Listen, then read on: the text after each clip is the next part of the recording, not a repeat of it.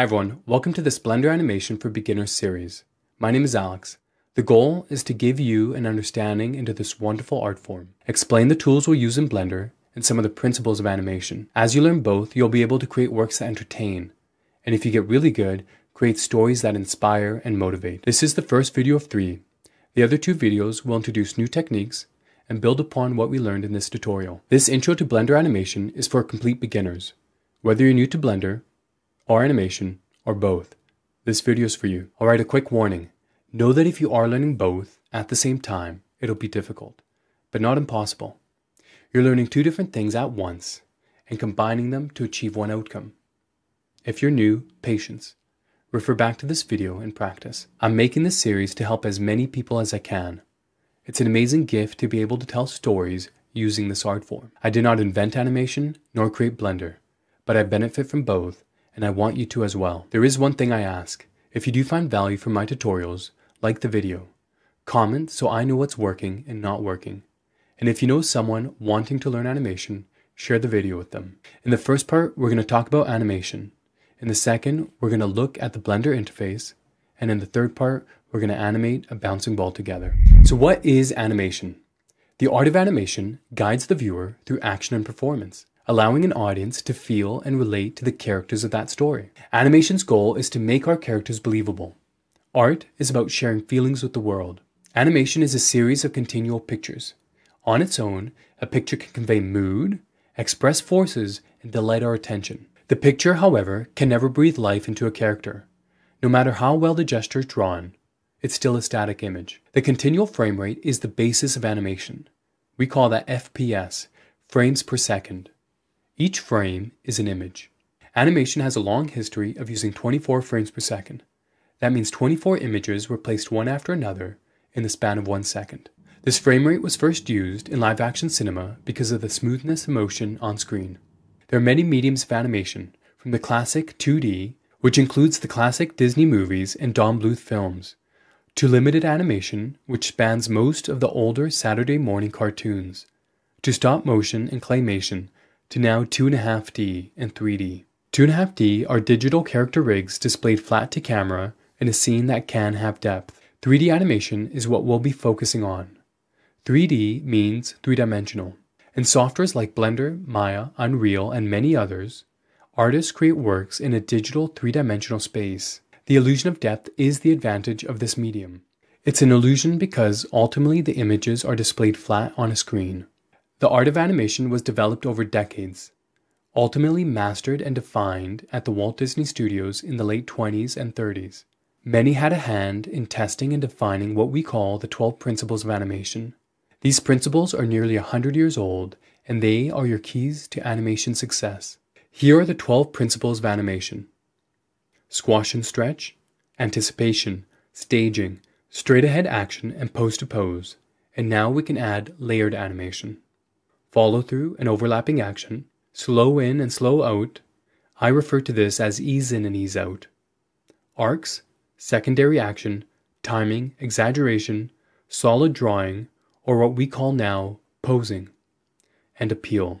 Using these principles, you're able to craft actions and performances for a desired outcome. For our bouncing ball exercise, we are going to use 5 of the 12 principles: squash and stretch, straight ahead and pose to pose, and even a bit of layered, ease in and out, arcs, and timing. Let's take a look at the Blender interface, then we'll animate a bouncing ball together. Here we are inside Blender. I'm going to go over the interface and some of the preferences so you feel more comfortable animating within Blender. When you first start Blender, you're treated to what's called a splash screen. You see the version number 4.01. You get different file configurations that you can open and some of your recent files. You can click off that and that goes away. And this main window that you see here, this is a 3D viewport. This is where we're going to do pretty much most of our work. And that's why it's the largest area within the screen space. Over here in the smaller window, this is called the outliner. And really this is an inventory of everything in your scene. So if I create anything, it'll show up here. Below that, we enter the properties window. In here is how we can change a lot of the settings to do with our scene, our object, our character rigs, anything that's within the scene. We have access to changing different parameters, and we do that through the different properties. So we can click through all these different properties and we get different options. Some of the options, like I said, are for the scene in general. Some are specific to individual objects. So depending what you have selected, you'll see the properties change. And down here we have our timeline. This is where we can play our animation, scrub back and forth, and see our keyframes. This workspace is called the layout workspace. As you can see here, it's highlighted layout. And we have access to many more different layouts. We'll go over that in a second. But a layout is just a predefined way of interacting within Blender. I think Blender does a good job at allowing you, the artist, to customize how you want to work. So over time, you'll develop your own ways of working and organizing your windows. So these windows, you can move them around. You're not going to break anything. You can always revert back to default. And so know that you can move them up and down. I can also right click and join areas if I want to make a window larger. And so it's nice and customizable. I can add more windows. If I go to the bottom, I can add a horizontal or vertical split, and then I can continue making different configurations. You'll notice that in the top left corner of every window, we have a button called Editor Type. This is where we can change between the different windows that we interact with. And these windows allow you to do different tasks. And so you can change anything you want all the time. Here's our graph editor, and that's what we're going to use. So know that it's quite customizable. You can move things around and set it up the way you want. As you're playing around with Blender and are unsure of some of the changes you might have made, don't be scared. You can always close the program, and when you open it back up, the windows are always going to be reset. If you think you've changed some of the preferences and want to go back, you can come on over here to File, Defaults, and load the factory settings. That'll always get you back to a clean Blender. Let's have a look at the top menu. Here we can save and open, import, export different things. The main thing under Edit is our preferences, so we'll take a look at that together in just a second. We have access to our rendering. Windows just lets you change things up. And the Help button has access to great resources, so it's great to check that out. Along the top here, I was saying we can change our workspace. So here we're in the layout workspace, which we've changed a little bit, so I'm not too worried. Here we have modeling, sculpting, and so you can play around with all the different workspaces. The one we're going to use is animation. It comes with the 3 panels that I also like to work with. We're going to make some small changes, and I'll explain those as we get there. Within each window, we have more options. And these options change depending what editor you have open. So if I switch the window editor here, these options up here also change. So back to our 3D viewport, let's go over some of those options so we're aware of what they do. Over here where it says object mode, right now if I click it, there's nothing available except object mode. So let me go ahead and bring in just a cube. Now if I go back to object mode, you can see I have many more modes available. These modes are very powerful. And it's a different concept from different programs. It took me a little while to get used to switching between modes. Each mode, you can think of it as a task. If I'm in object mode, it's really making universal changes to this object. I can't make detailed changes to that object anymore. I can scale it and I can move its position and rotate it, and that's it. I can't add a texture in this mode. I can't change the points of the geometry in this point either. To do those, you have to go in the different modes, and again, I think of the modes as a task.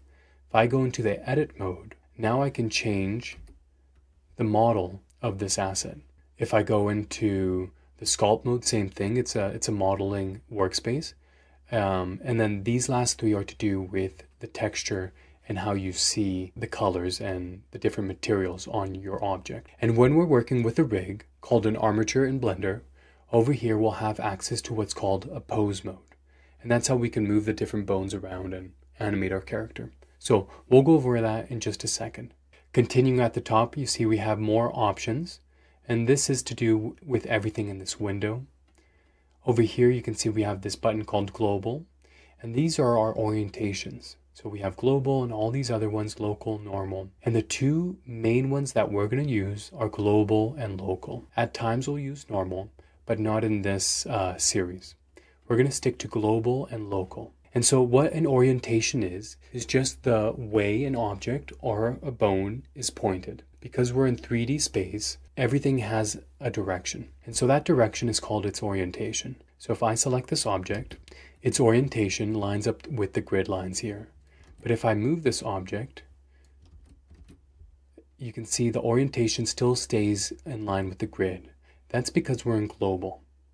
But if I move this to local, all of a sudden its orientation, the way that object is pointing, is different.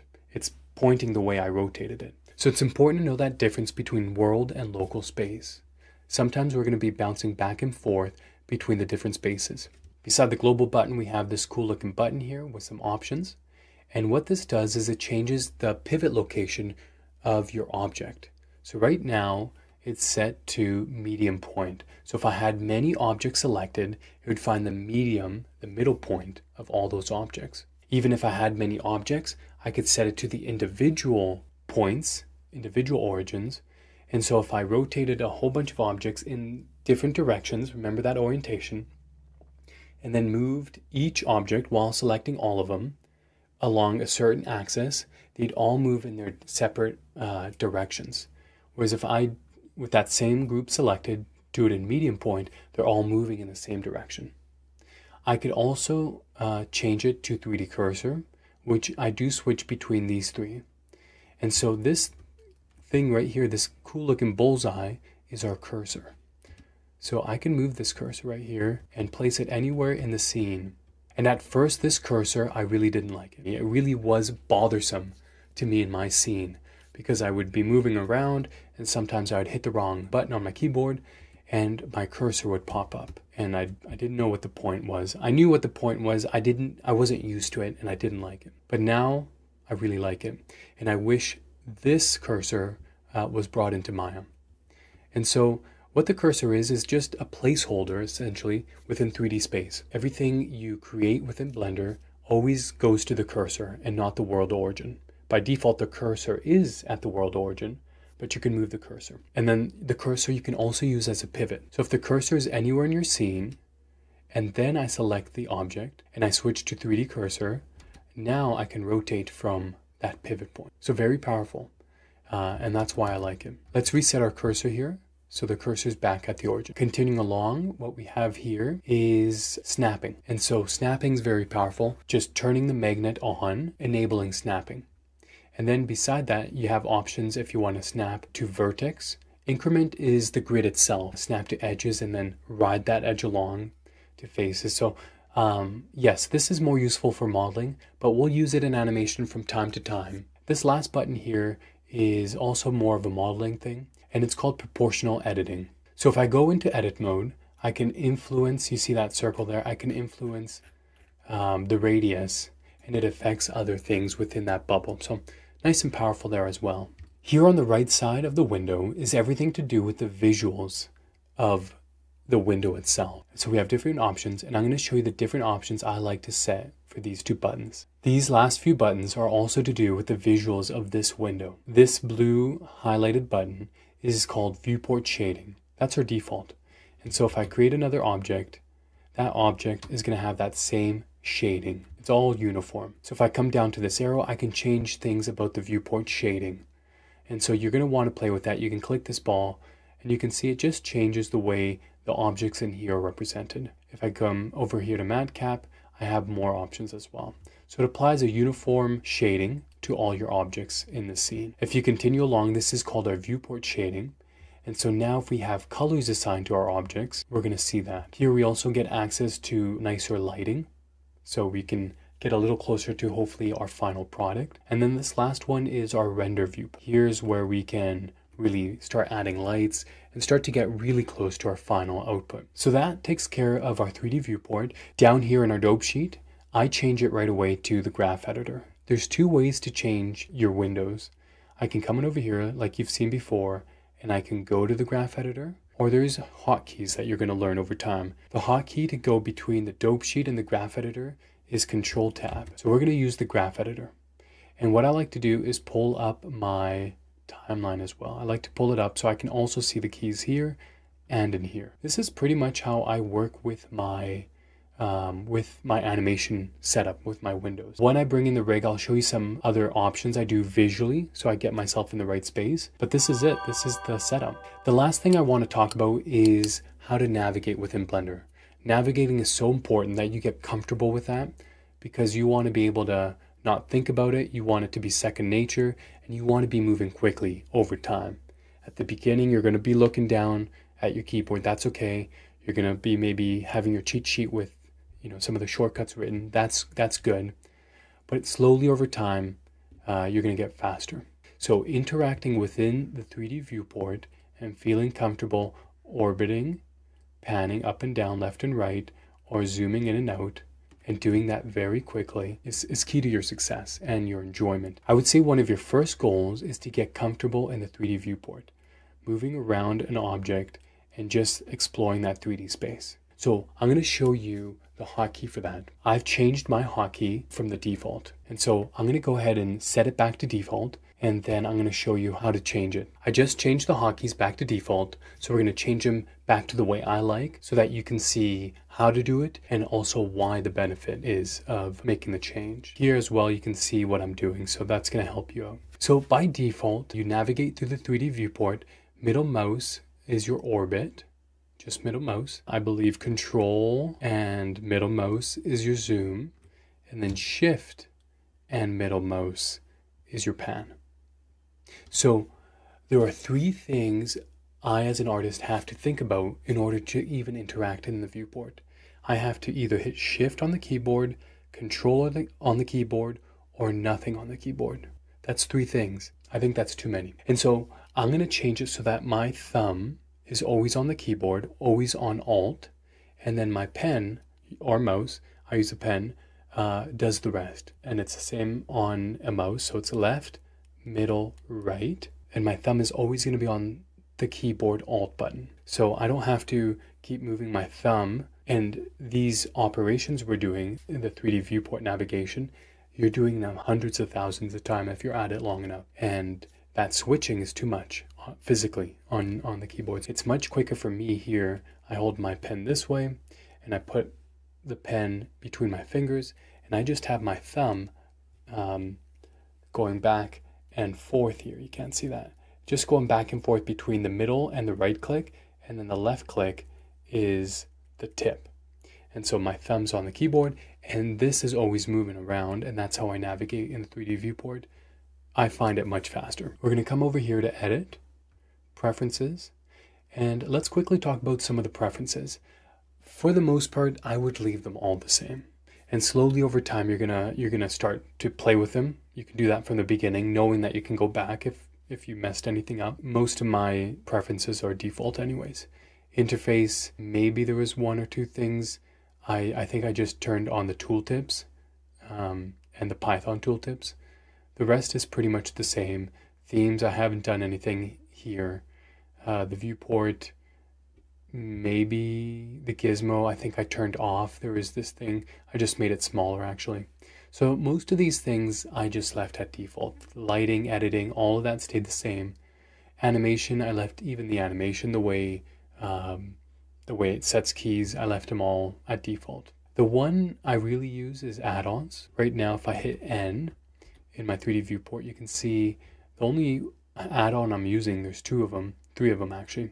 Sketchfab, this screencast, that's how you're able to see what I'm hitting on my keyboard, and a thing for set dressing. So add-ons is a great way to add usability, functionality to your workflow. I don't do anything in input.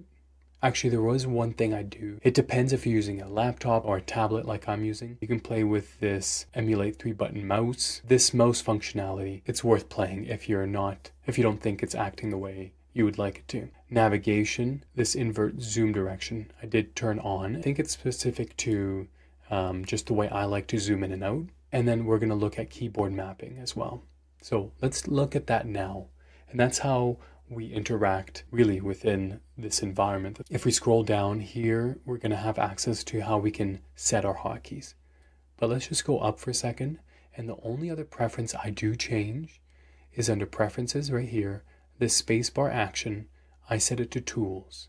So in the viewport here, if I hit spacebar, you can see it plays my animation. But if I change the spacebar action to tools, now in the 3D viewport, it brings up tools. And I really, really like that.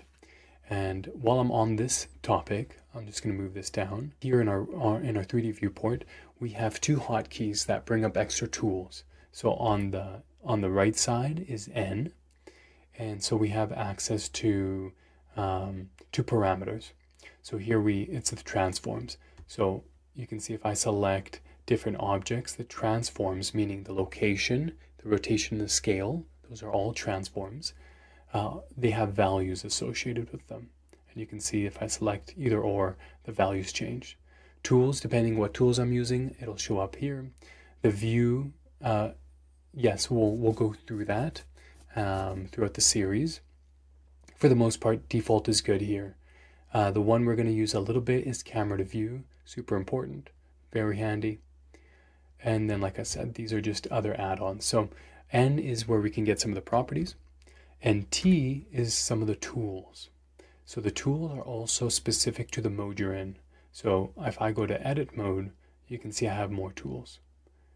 If I'm back in object mode, I have these tools. And one very important thing to think about as well, not only interacting within your 3D viewport, but also how you interact with your objects is very important as well. So those two things, if you can get comfortable with, whatever works for you, doesn't matter, but as long as you get comfortable with what you find over time, that's what's important. You want to build up to speed. And so I'm going to show you what I do so that I'm very comfortable. And so I'm going to show you right here in the preferences for the 3D viewport, how I navigate, but also how I interact with the objects. So let me go over that part right now, the interacting with objects. If I hit G, G is the hotkey for moving. It's grab. R is for rotation, and I still have it set to at the cursor here, and S is for scale. Perfect. Let me change that to the medium point so it can rotate around its center. Most people that I've seen in tutorials interact with their objects this way that I'm about to show you. They would hit G and then one of the axes, X, Y, Z. Let's just pick Y, and then it locks it to that axis. And then they might type in a value like 2, or they might just come on over here and get the GUI. This is called the GUI, how we interact with the transform. And I don't like that, and I'm not used to that at all. And so right from the beginning, I was having a hard time, and I stumbled on this workflow for myself. The spacebar, why I go to the spacebar is the exact same tools as what we see here. The only difference is there's letters associated with these tools, which is the same tools as over there, except that the hotkeys are shown. And so if I grab, or if I use the grab tool here, I get the GUI. If I use the rotate, I get the rotation GUI. But I don't want to come over here every time. So what I can do is hit spacebar G, and then I get that. As opposed to just hitting G, I don't have access to that GUI. And so that's what I do. I just hit spacebar G, spacebar R, and I roll them really quick. So that's my workflow for interacting with an object, because I want to rotate or translate along one axis. So that's how I do that. Okay, let's come back up to the preferences. So that was that operation here, spacebar action. I went from play to tools, and that's the reason. Let's scroll down here, and what I want to do now is I want to change the way I navigate within this 3D viewport. So the way we change the hotkeys to navigate in the 3D viewport is under, you got to scroll down, and under 3D viewport, you're going to open that up, and then 3D viewport global. So you can see how many options there are here. Very easy to get lost. You're going to feel more comfortable over time, but for right now, we're just interested in those 3 operations. And so what they're called the rotation view, pan, and zoom view. Those are the operations we're going to change. You can see we have 2 rotation views, 1 pan, another rotation view, another pan, a zoom, a dolly. So we have a lot of things that are named the same. So we also want to figure out which one is which. And I'll show you how I figure that out. So I'm just going to open this up a bit more. So let's start with the 2 rotation views. You can see if I move along, the hotkey associated with this action is mouse/trackpad, and this one's middle mouse. So there's different hotkeys associated with those already.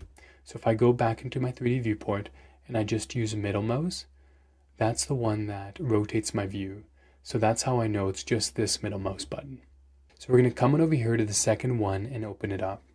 And remember, I want to orbit and rotate around my objects, always using Alt. I don't want to be moving my fingers along the keyboard. So I know I want to click Alt, so I'm going to do that. On any, I'm just going to have it on press. And for the middle, I want mine to be my left click. So back in 3D viewport, I'm just doing middle mouse and it's no longer rotating my view. I'm going to hit Alt and left click, and now I've changed that hotkey. So now I'm rotating the way I want to. Next thing I want to do is be able to pan. So I'm going to close this one up, come down to this pan, and right now my pan, let's see, my pan is Shift middle click and Shift middle mouse. So that's the right one there. So I'm going to open that up, and instead of Shift, I'm going to go Alt, get rid of the Shift, press is good, and middle is also good. So let's try that. So we have Alt left click from before, Alt middle click, and both of them work. Last thing I want to do is the zoom. The zoom currently is Control middle. So let's take a look here. I have zoom, Control middle, so that's the right one. Open that up, and I want to do Alt, get rid of Control, so everything just works with my thumb always on Alt. Press is good, and I'm going to change the middle to my right click. So there we go. And now this is the way I've always worked in previous softwares, and it's the way I wanted to work in this software, and I do think it's faster.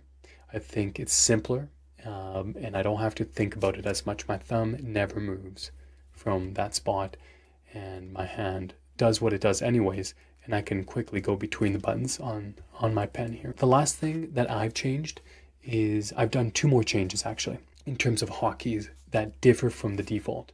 One is to change the playback for my animation, and the other is to go into different windows. For the playback, all I have to do is hover over any button, and it's going to tell me what that button's called. It's called Play Animation, and the shortcut is Shift Spacebar.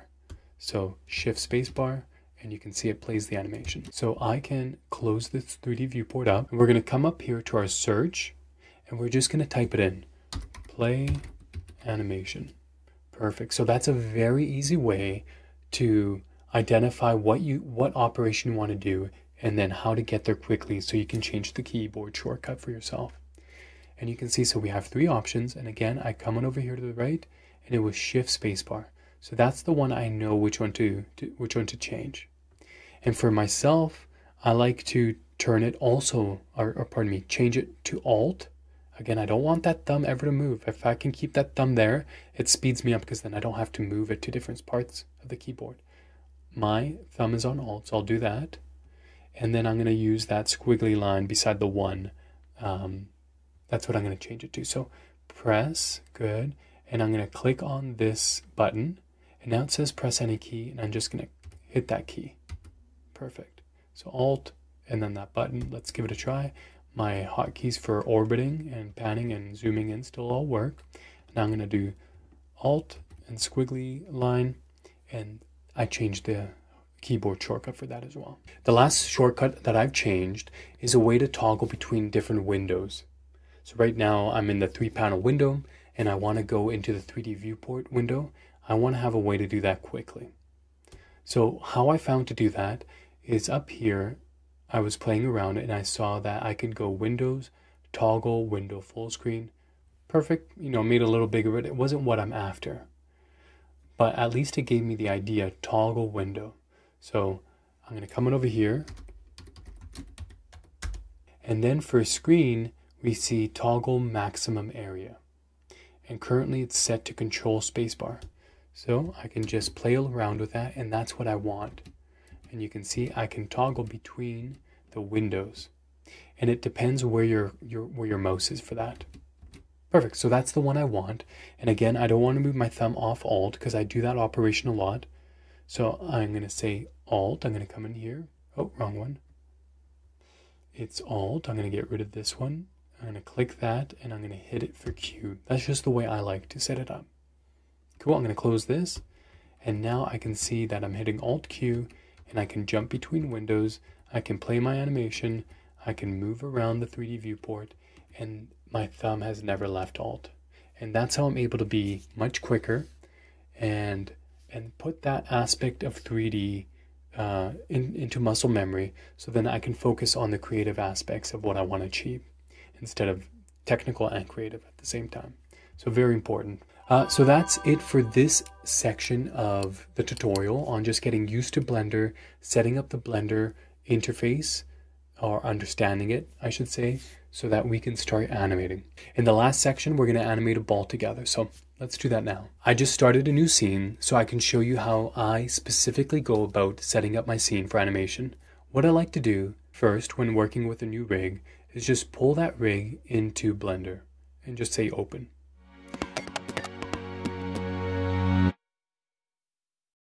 Doing it that way is the easiest way I found to open a rig. When you do it that way, your scene opens up to the way that that file was saved.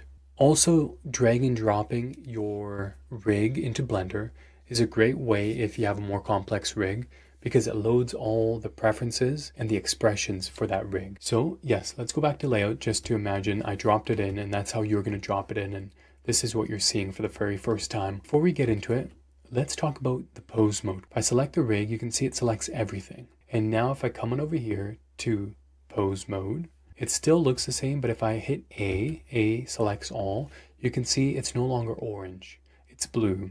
And so now we're in pose mode, and that's one way to tell between object mode, pose mode. Now pose mode, I can actually move aspects of the rig depending on what control I have selected.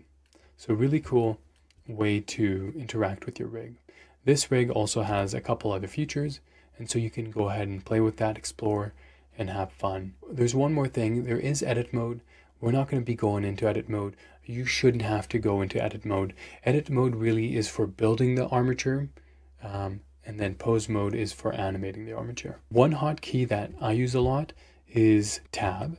Tab switches between your modes, and control tab skips a mode. So in our case, we have 3 modes. And so if I have object mode, I can quickly go into pose mode by hitting control tab. And if I just hit tab, it goes into my edit mode. Let's turn on the screencast so you can see what I'm doing. Awesome. Let's go over to animation and set up our scene the way I like to work. Okay, so here's our 3D animation workspace, just like we saw before. Let's make the changes that I like, and I'll explain why. So here in this left window, I like this area to be my workspace.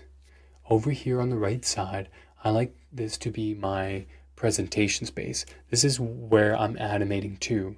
Typically, you'll have a camera, and that camera is placed in a certain position, and we always animate to that camera. A couple things I didn't touch on before, mainly with the timeline here. Here's a nice easy way to just make that time slider longer so you have more to work with. A couple other things here now in the preferences. You can see over here when we have the rig selected, we have options for now the armature and then the bone itself and some constraints. So just know that they're there. You won't really need to interact with them unless you start to have a more complicated scene. One thing I want to point out here in the output properties, by default our output is an HD resolution here, and our frame rate is 24 frames a second. So I just wanted to point that out. Let's set up our windows. Over here you can see there's a couple things grayed out, and over here these things are blue. So I'm actually going to turn all of them on. Like I said, I like this area to be my work area, and over here I don't want to see them, so I turn them off. This is my presentation window. This is my work window. By default, they have it that way, but I like to have it the other way. However you want to work, but those are the buttons. And within them, you have options to turn things on and off. One thing we are going to turn on, and I think it's very valuable, within our overlays here, we can turn on this text info. Perfect. Text info is kind of cool because whatever you have selected, it'll give you the name for it. Great. Not too valuable with animation. But if we play our animation, you can see it shows our frames per second, 25 right now, really. And so why that's important is as you animate a heavier scene, you think you're seeing your playback when you hit play on your timeline there. You think you might be seeing it appropriately, but the frame rate within Blender that it can handle all those moving images might drop to maybe 20 frames a second, 12 frames if it's a very heavy scene.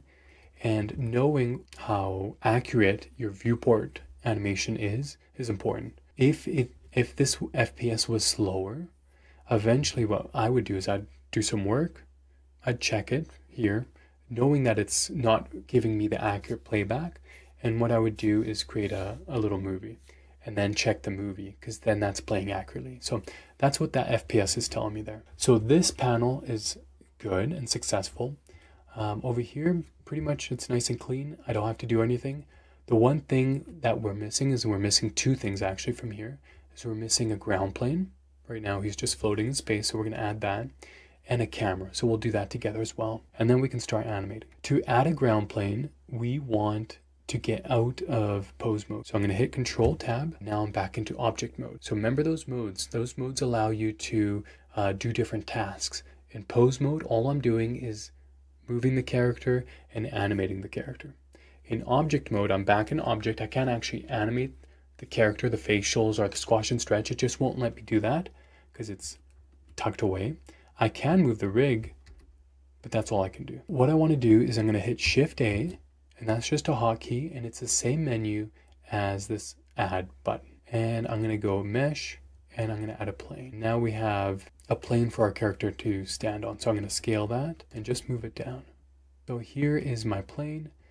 And actually what I might even do is delete this, and we'll do a box actually. And the reason is the way I'm going to present this animation is going to be quite flat. And I don't want to see from a profile standpoint, that plane might get lost. A box will have some depth to it. So that's the reason there. So let's go ahead and just move that down. Let's also scale it out. So we give ourselves, a good platform for the ball to do its bouncing. Let's add the camera, and that's the last thing we have to do, and then we can focus on the animation. So I'm going to go Shift A, and coming over here to camera and camera. So we didn't see anything. Over here in this window, that's my presentation window. I'm going to hit 0 on my numpad, which takes us into the camera. If I hit 0 again, it just takes us out.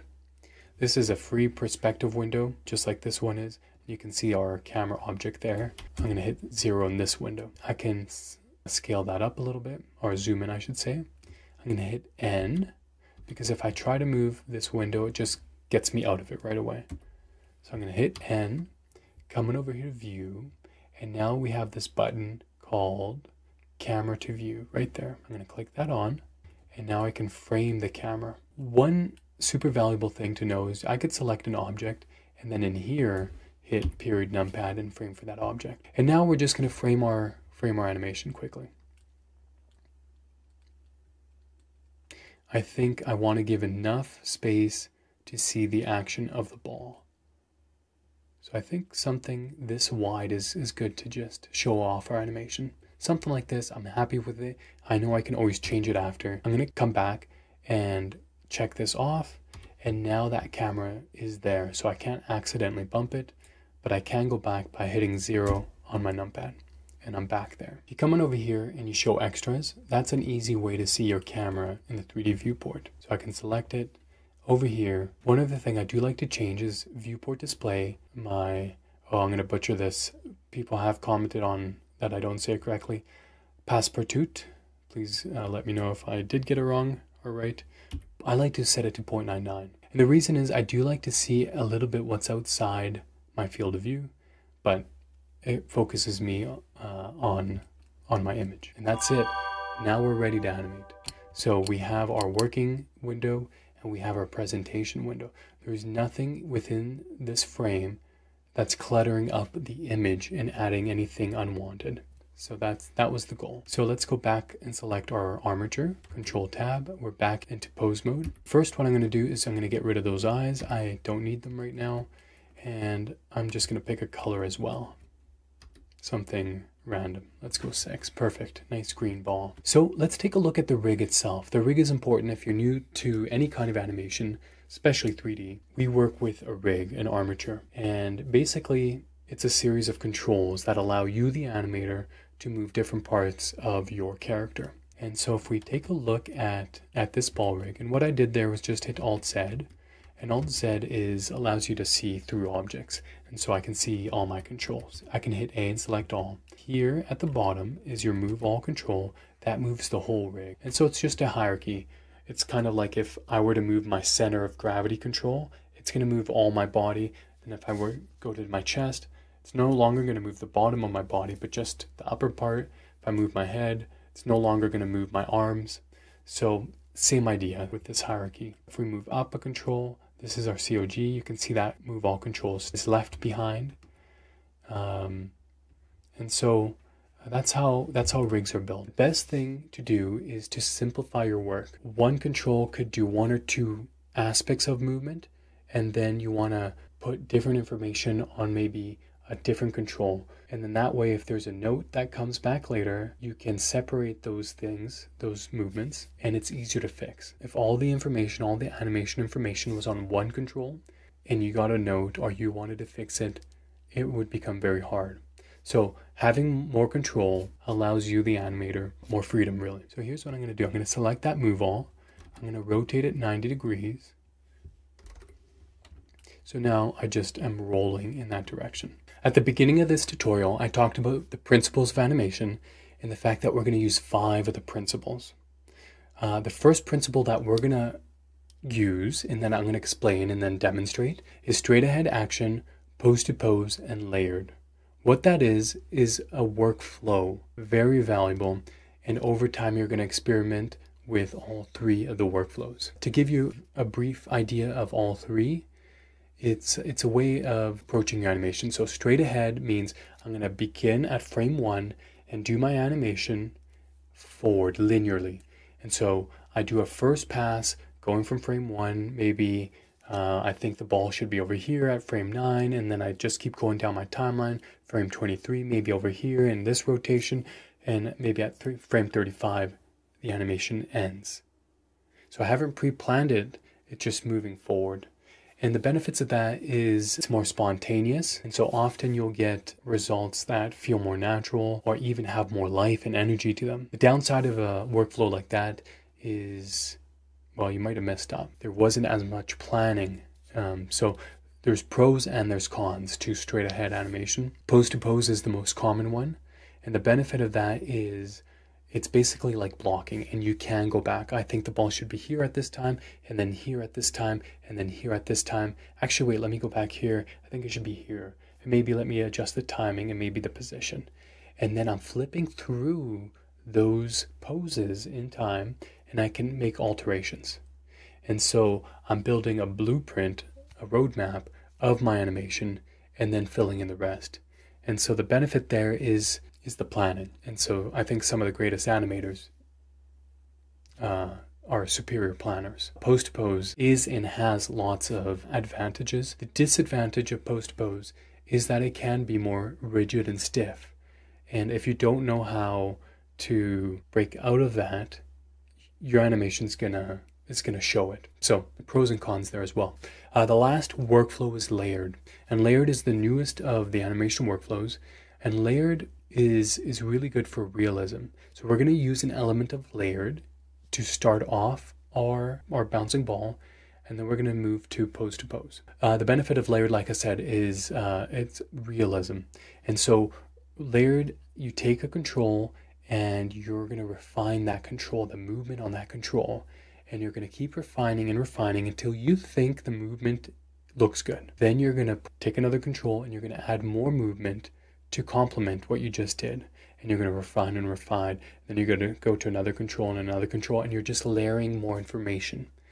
And so if you're dealing with a character, more complex character than this ball rig, you would start typically with the largest control, get that body moving so the weight is there, and then you can add the chest and the arms, and it does lend itself to more realistic movement. Process, I think, to get your head around it and to implement it might be more difficult, but once you understand it, the results are there. Those are the 3 workflows, and that's all under that one principle. I'm going to do a layered approach. Here's what I'm going to do. I'm going to think about where this ball is going to end, and I want the ball to end as far screen right, because it's going to come in from the left and end somewhere here on screen right. So perfect. And then in terms of how long this animation is, let's just make it let's make it 96 frames. 96 frames is 4 seconds. And then we can always make it shorter or longer after. And I'm going to hit I to insert a key, and it brings up this menu. And what this menu is you can set a key on all these different attributes, location, rotation, both of them, all three of them, and all these other attributes. And what I like to do is set a key on location and rotation. But if I do this, it's going to ask me every time. So what I like to do is come out of pose mode. So I'm going to go back into object mode, come on over here to object, and under animation, I'm going to change my keying set. And so there's a hotkey for that. I should set it as a hotkey for myself, but I just come back here, change keying set, and I'm going to say location rotation. Now I'm going to come back into my pose mode and hit I, and now it's just going to key location rotation.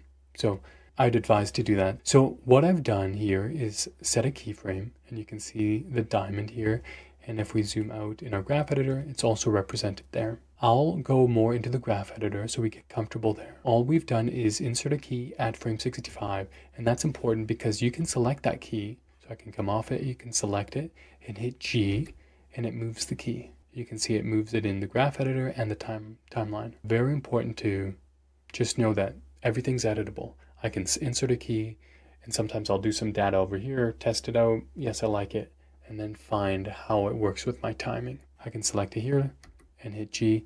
Here I would want to lock it to my axis. So I hit G and X, and then I can go horizontally. Okay, and right click to always cancel an action. So let's go back to frame 1, and all I'm going to do is pull this ball out of frame. Insert a key. Perfect. I'm going to hit A, period numpad, and I'm going to frame for everything. And since the values of some of those keys are far apart, when I zoom in, it doesn't really show me anything. I can select it even further, period numpad, and I can see that curve there. Perfect. And what I like to do at this point is I just like to grab that key and go G, and physically just start moving the keys within the graph. So I know, oh, if I move it up, it just pulls it screen right. If I move it down, it pulls it screen left. I think that's super important just to get comfortable knowing that the representation that's happening in the 3D viewport, how it's represented in the graph editor. And don't be afraid to just pull it. Even now, with my experience, there are times, even when I'm rotating, when I'm in the graph editor, I have to remind myself what axis I'm on. And the way to do that, I just grab a key, I quickly wiggle it. Oh, it's that direction. Perfect. Undo, and then I know I'm correct. So here's what we're going to do. I'm going to hit A, and now I'm going to go V and go to vector. A selects all. V, what it does is now this is interpolation. How the handles basically ease in and out. So we have a couple different ones, and really the two that I use is automatic. Well, the three I should say. I use vector, automatic, and auto clamped. Vector is always linear. I use that a lot. Automatic is a nice way letting the computer interpolate, just flow through your keys. And then auto clamped, what it does is it does the same thing, except that if there's keys at the end, it's always going to make them flat. And so I do prefer auto clamped. Okay, so let's go ahead and play our animation. Nothing exciting yet, but that's okay. This is where it all starts, with something like this. I have an idea, and in this case, I went right to the end, and I said, I know where I want it to stop. Now I'm going to go to the beginning. And so now I'm defining the path, and so the path works for me. Next, what I'm going to do is now define the timing, the two different things. So now we're touching into our second principle, and that's timing. So all I have to do for timing is select this key and just really move it in. And now let's take a look at our timing. The ball just got faster. That same pose, and pose, depending how close those keys are or how far apart away from each other they are, we dictate the speed of that ball. So by bringing them close, remember, frames per second, each one of these is just a picture by itself. But because the picture plays back to back, we're presenting motion. And so 24 frames is 1 second right there. And let's actually just update this so it's 24 frames. Let's just play this on loop. So that's how fast that ball is moving in 1 second. So I can take this and go to 48. Let's go to 48 here. And let's see the ball again. The position didn't change, just the timing did. So let's see what that looks like. Okay. And same idea, if I were to go all the way to 96, the full 4 seconds, that ball just became a slug or an elderly individual, and nothing about the pose changed, just the timing. Up to this point, we've implemented 2 of the 5 principles. So the first one was our workflow one, which is our straight ahead action, pose to pose, and layered. We're still actively working on that now.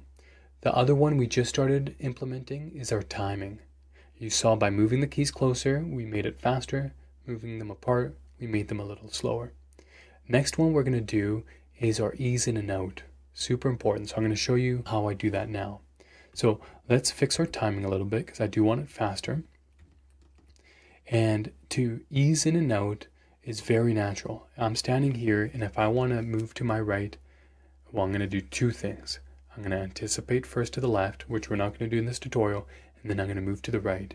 But as I move to the right, I don't just get going. I ease into that movement. And then as I'm finishing a movement, let's say coming back into the spot, 2 things happen here. I overshoot a little bit, and then I settle. I ease in. So that's what we're going to do for the ball now, is an ease in. Easiest way to do that is I'm going to select the keys here. I'm going to go V, auto clamped. Let's just watch it that way. And I'm going to make this a little shorter just for now. So the ball more naturally comes to a rest. I'm not going to move past this point until I feel the ball is moving just the way I want to see it. So let's go ahead and do that. I'm going to have it, I'm just going to select this curve here, well, this key. And so let's talk about the key actually. Over here, I can open this up, and these are the different attributes that I've keyed. We have 3 location axes and 3 rotation axes, and they're all represented in the graph editor at one time. On a more complex rig, you'll have more things to look at, and it can get a lot, but you can always simplify. So in this one example, I know I'm only working with this one curve here. So I can select it here and hit Shift H. And now it hides all the other ones, and it only shows me this one curve. So super valuable. Here I hit A, period numpad, and I can frame for that nice and quick. A key, which is this thing right here, is just a representation of the location in space at that time. The key also has these things called handles. And so that's what we're going to manipulate right now. Handles allow us to create arcs within the curve. So I can select this handle and hit G, and you can see that I'm affecting the curve, and that curve is a representation of where that ball is in space at that time. So G, I'm affecting the ball, but I'm not too worried about the physical ball in my 3D viewport. I just want the curve to be more sharper, and I want this area for the settle, the ease in, I want that to be longer. I want a longer settle. We can achieve that 2 ways. We can achieve it more than 2 ways, but 2 ways with the handles. I can either manipulate the beginning, so I can make it sharper like this. So it's really sharp at the beginning. Let's go ahead and play that. You can see it's much softer at the end now. It's almost kind of shot out of something. And so that's cool. I can also come on over here, select the key, and I can even scale the key, and it scales both sides of the handles. So different ways to manipulate that handle.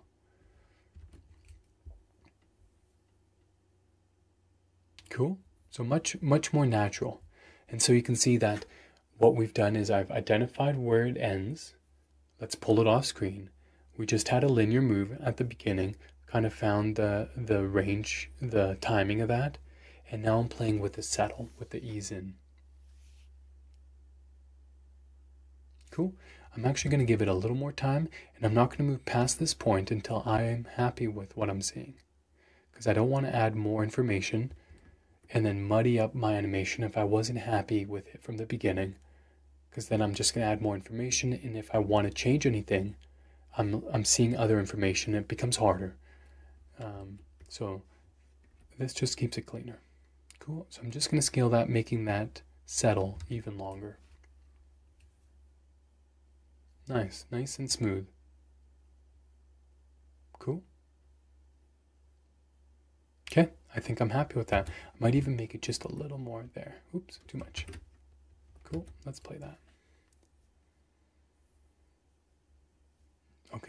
We'll call that done. So that's good. Next thing that would stand out is the ball's not rotating. So we're going to add that information. And so we're going to layer that information in there instead of animating it. And one of the cool things is in animation, this curve that we just spent time crafting, that's information, and we can reuse that information for a different area. So I'm going to select that curve, hit Control C, and then I'm going to come on over here to this rotation control here.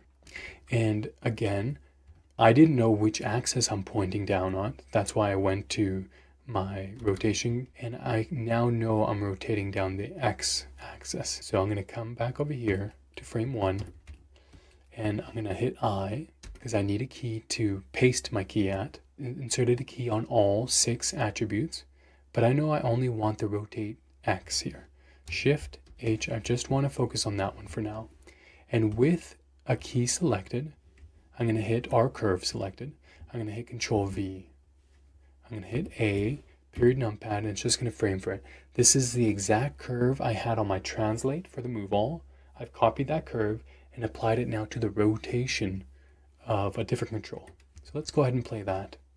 And all of a sudden, that ball really is accurately moving forward. Well, I shouldn't say accurately moving forward. It's moving forward how I decided, but then it's accurately rotating to that movement.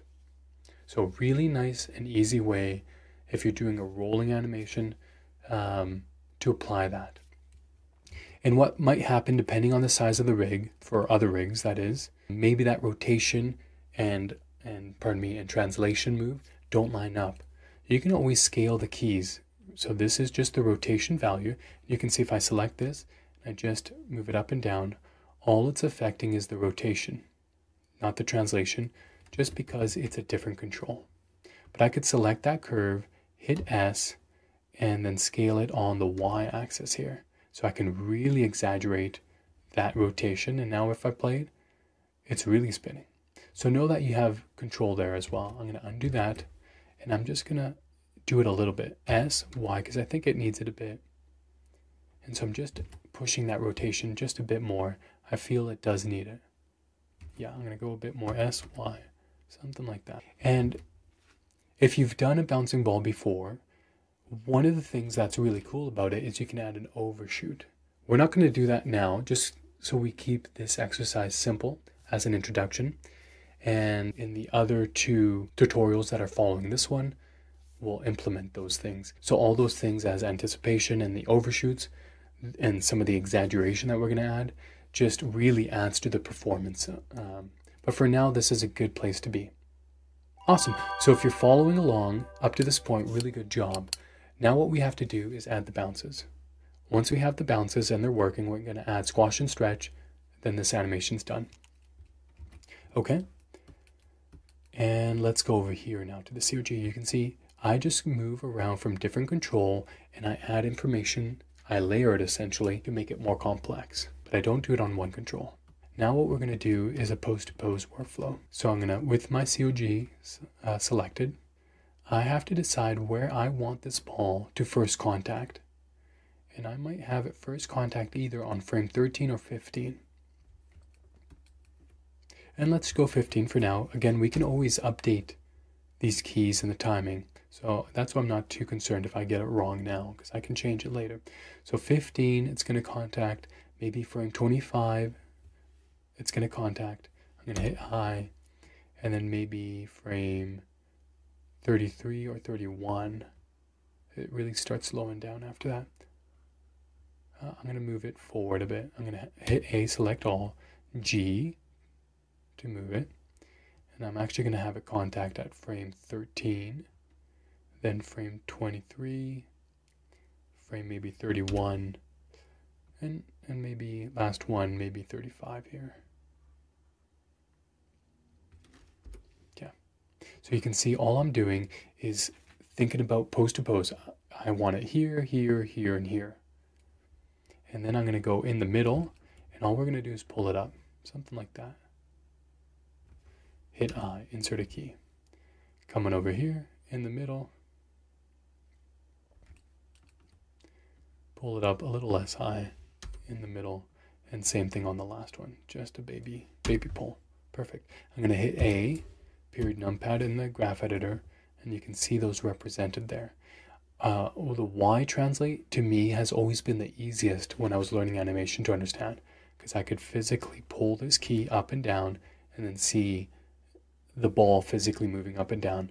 Whereas all other keys, when I pulled it in the graph editor, even though I'm pulling it, all the keys are always up and down to influence the value. They would either move in a different direction or rotation. But the Y up and down in the graph editor is the same as what you see in the viewport. So that always has been the easiest for me to understand. Cool, let's come back to the beginning somewhere like maybe frame 7 or frame 5, and we're really going to pull this ball up. So maybe this ball is coming off screen, and it's something like this. So where it contacts the ground, this key, and this one, and this one, I'm going to go V and vector. So let's play what we have.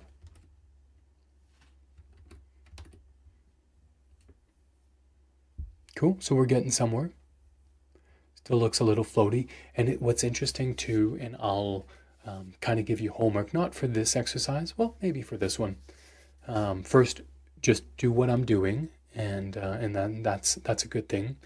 But then what you can do, because right here this ball looks quite light, and so we're going to add some more weight to it. And the reason it's feeling light is because the keys, the timing, they're a bit far apart. So if we influence the timing so it's closer, the way the ball's landing is going to be more aggressive. So it's going to give a different feel. And the ball bounce is a very good exercise for a new animator, because you can clearly see how basic ideas are implemented and then how you change those things to influence your animation. Okay. So let's take a look here. I think this second jump here needs to be tighter. So I'm just going to take that G, just move it all, move all those keys. Perfect. That's probably the only one that I want. Maybe that last jump here could be taller, and maybe this one here as well could be taller.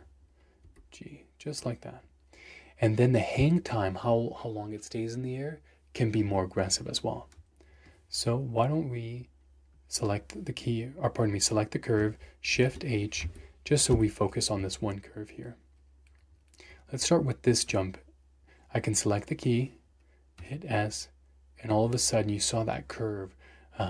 What it does is essentially spends more time at the top and less time between those before and after it contacts the ground.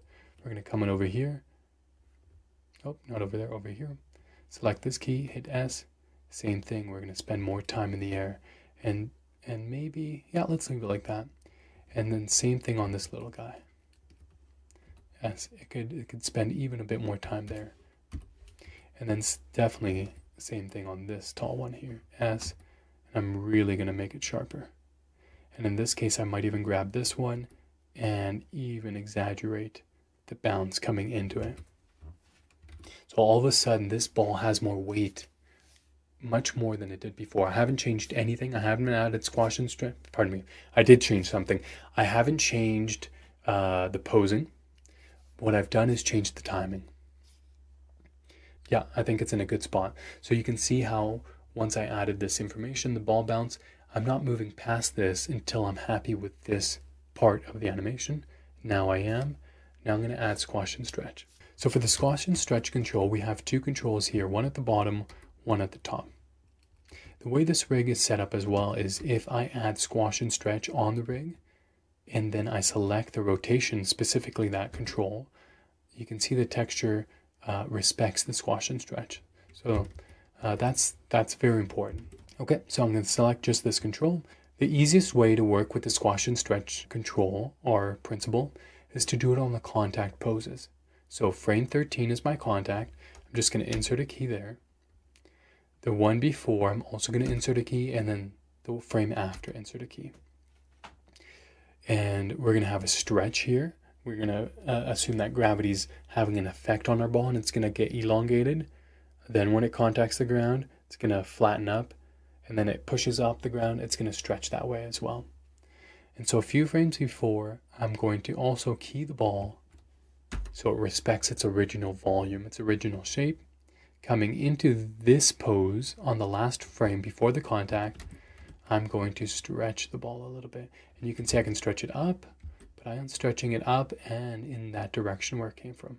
Something like, and the more you do it, just the more exaggerated performance you have. I'm going to do something like this. Hit I, it updates that key.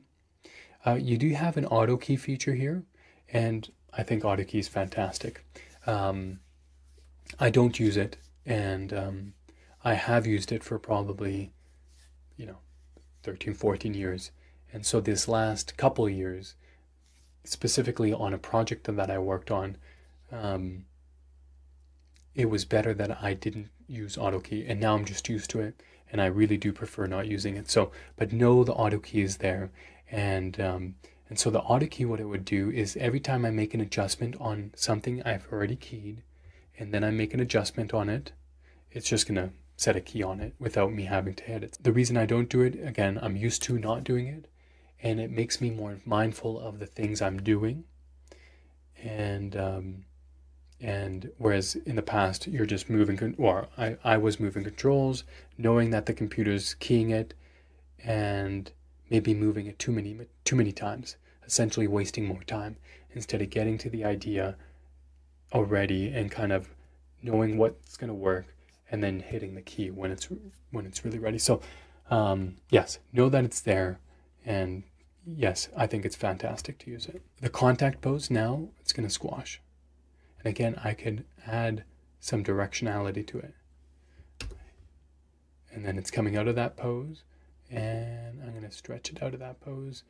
A few frames after, 1, 2, maybe 3 in this case, I'm going to hit Alt-G, and that resets the values on my translates. Alt-R is for rotation, Alt-S for scale. Awesome. So my first squash and stretch is done. Really adds a lot of life to it. And you can see that that's kind of the formula that I'm going to do for the rest of these.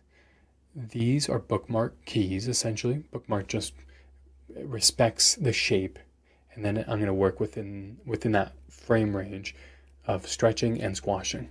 And so that's what that looks like. Then it's in the air, and now it's about to come down. Contact. I'm just going to insert a key there, insert a key there, and here as well. And same idea to a lesser extent, because it's not as high anymore. I'm preserving the key here, that volume. It's coming into that pose, and I'm going to just stretch it a little less than before. Contact, again, contact a little, or squash it a little less than I did before, just because it wasn't as high. So the influence of gravity wouldn't be as much.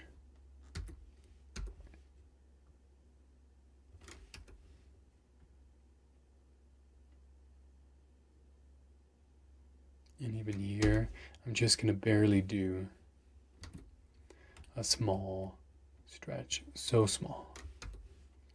Contact pose.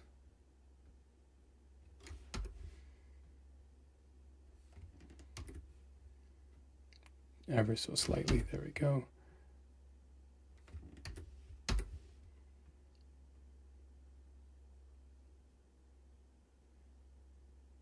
And then let's see here, frame 34, 35 is my contact pose, I believe. I could go back and triple check. 34 is my contact, okay. So that's my contact. I'm just barely going to squash it down.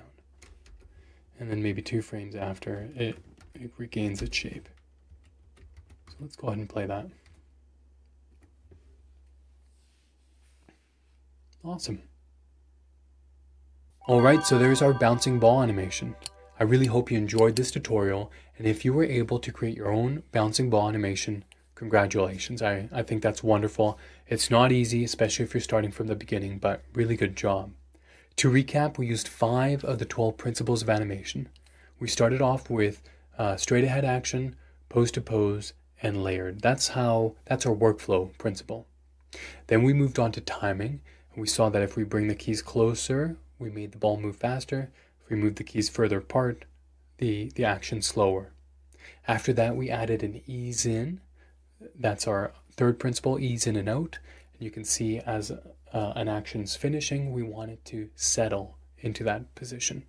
That was our third. Our fourth one was arcs. And you could see we found the posing, and then we went in the middle and just pulled the ball up, then defined that arc so we had even more energy.